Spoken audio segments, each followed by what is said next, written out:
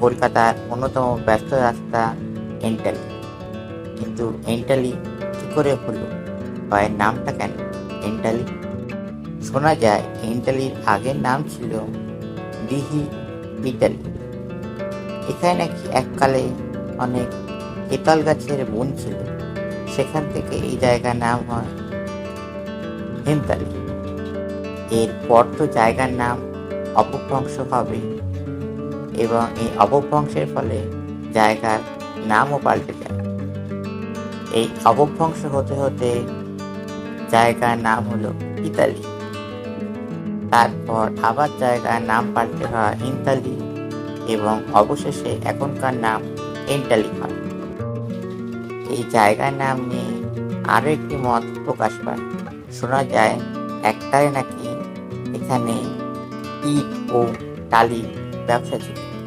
তার থেকে এই জায়গার নাম হয় ইতালি।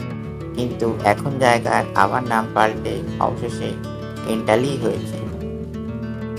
যদি কাউ কলকাতায় বসে ইটালি যাওয়ার শখ থাকে, তবে এই এন্টালি থেকে ঘুরে আসাই যায়।